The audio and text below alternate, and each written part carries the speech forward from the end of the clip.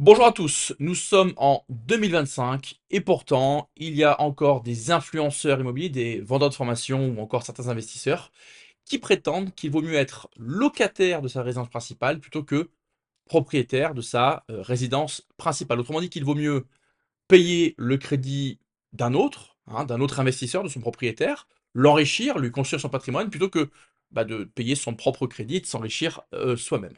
Alors leur argument principal, c'est d'indiquer que la résidence principale ne rapporte pas d'argent tous les mois, que c'est un passif, en répétant cette absurdité, pardon, cette ineptie de Robert Kiyosaki, contrairement à un investissement immobilier locatif qui, lui, rapporte des recettes locatives chaque mois. Et que par conséquent, il convient d'allouer sa capacité d'emprunt, non pas à une résidence principale, mais plutôt à un investissement locatif. Alors, première objection majeure à cet argument, alors en plus du fait qu'il faut absolument que ces gens-là revoient ce qu'est la définition comptable d'un passif, PCG article 211.1, c'est que lorsqu'on investit en immobilier locatif, il faut bien se loger.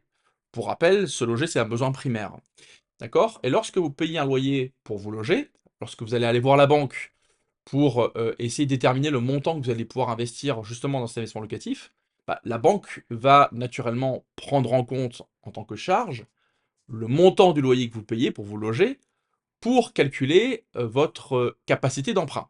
Autrement dit, vous n'allez pas pouvoir emprunter davantage que le propriétaire de sa résidence principale, si ce n'est en réalité que 35% de la différence entre le loyer que vous payez et la mensualité de crédit que paiera donc un propriétaire de résidence principale. Sachez toutefois que votre loyer, il augmente environ de 2,5 à 3% par an en ce moment, hein, lié à l'inflation, et donc à l'IRL, alors que la mensualité d'un crédit immobilier, elle est fixe. Et ce qu'il faut comprendre, c'est que lorsqu'on est propriétaire de sa résidence principale, chaque mois, donc pour se loger, on paye une mensualité de crédit qui est fixe et on rembourse beaucoup de capital chaque mois. Il y a une part d'intérêt évidemment qui est perdue, mais le loyer est perdu en intégralité, hein. On va rembourser donc également du capital, et ce capital, donc, c'est un enrichissement. C'est un levier d'enrichissement immobilier, c'est d'ailleurs l'un des plus puissants.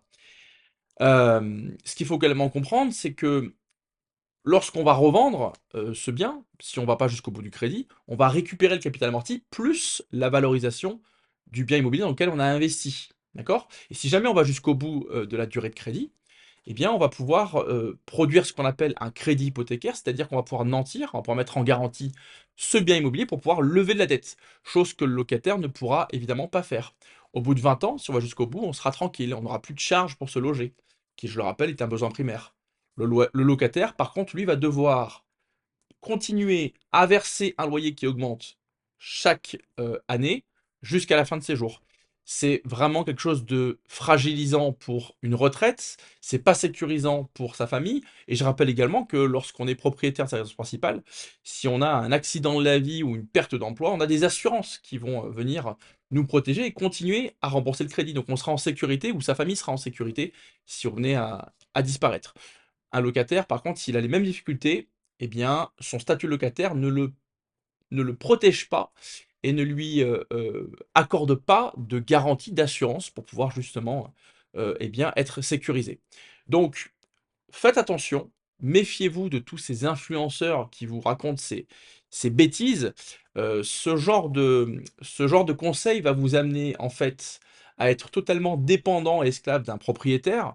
Donc c'est pas du tout un levier d'accès à la liberté. Et vous allez tout simplement vous appauvrir. D'accord? Donc achetez votre résidence principale, investissez dans votre résidence principale, et ça ne vous empêchera absolument pas de pouvoir développer également des investissements locatifs.